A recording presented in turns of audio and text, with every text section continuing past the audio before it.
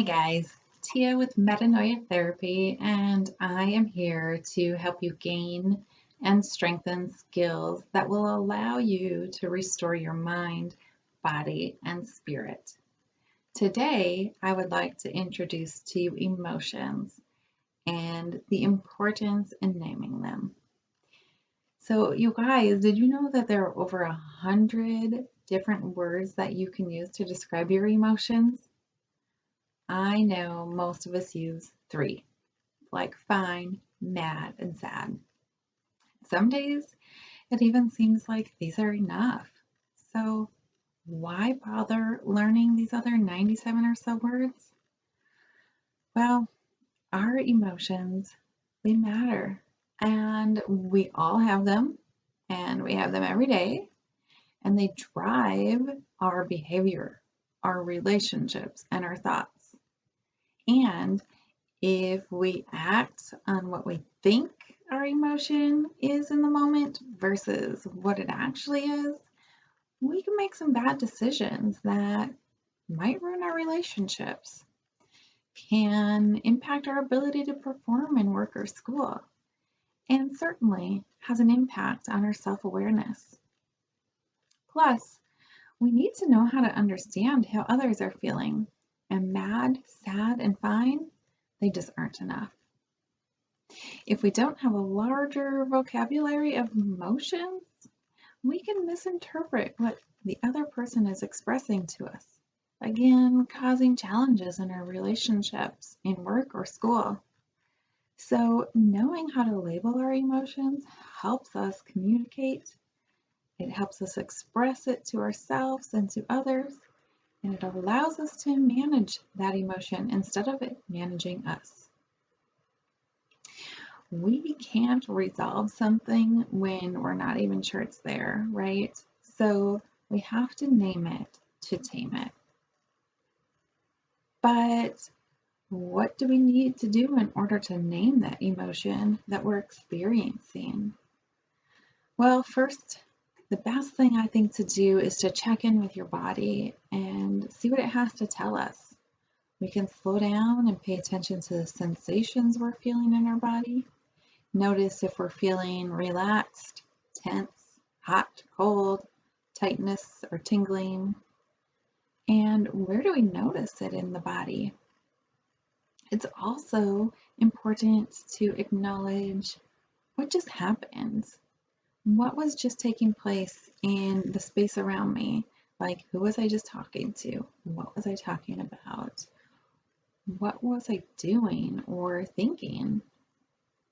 So once I have some awareness of those two things, the body and the situation, how do you move forward with finding the right word to match it all?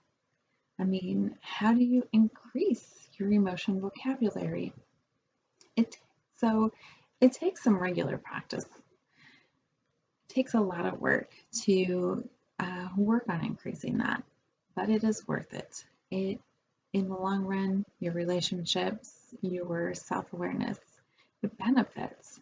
So I have some tools that can help practice daily awareness of your emotions. First, tools like mood apps are the greatest. So adding an app on your phone that allows you to track your current mood, maybe jot a couple notes about what was happening in the situation, ranking it. All different apps have options that will give you some different ways to track, like a diary, but online, and just tracking mood, learning new vocabulary.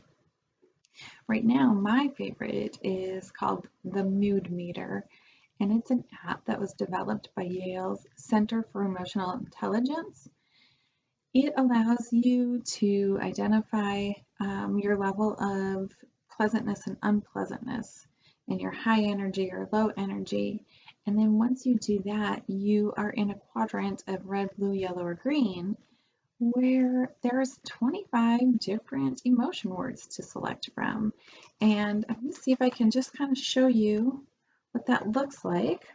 Ooh, the lighting is not so great. Let's see. So no go. So the mood app is, let's see, there we go.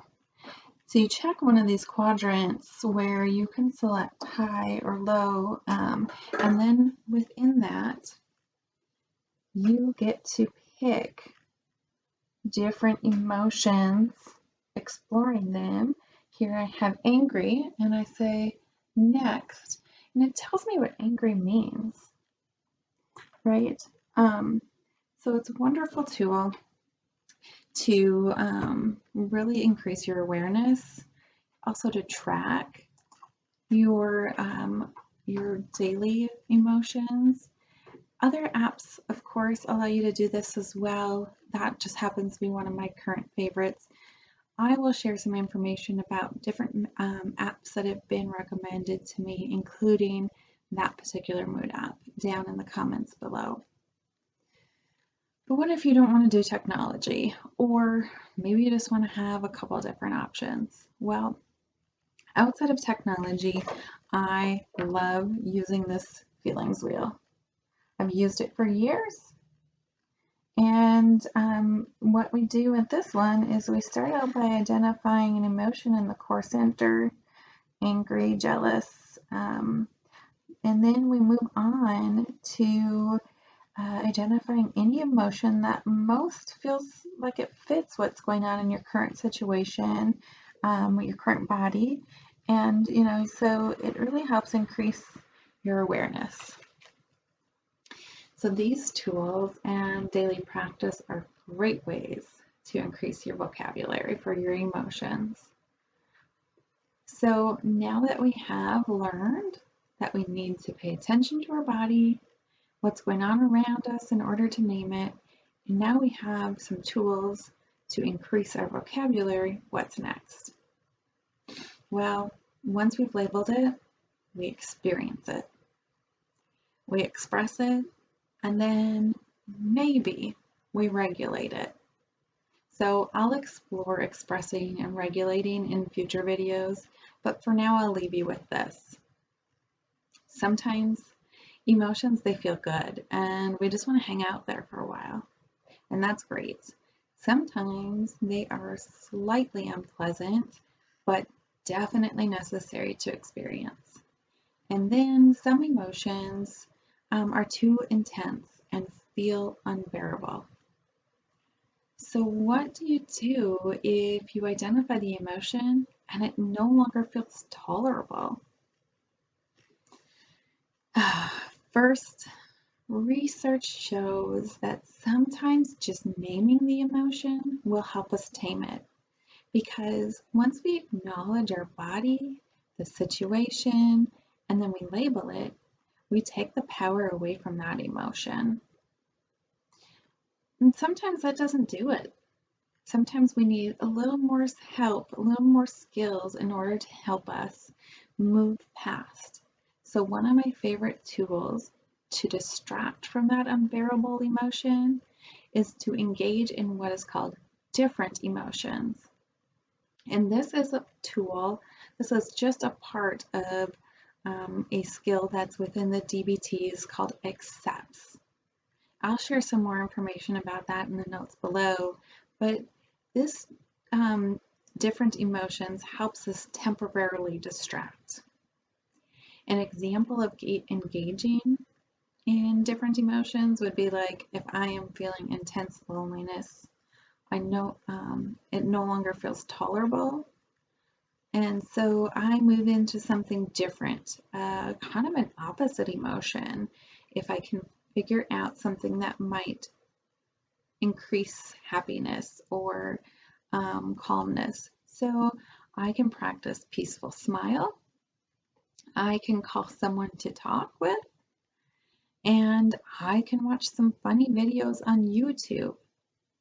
Each of these activities, each one of them will prompt a different emotion from loneliness, and it likely allows me to experience emotions like thankfulness, hopefulness, and even perhaps a feeling of content.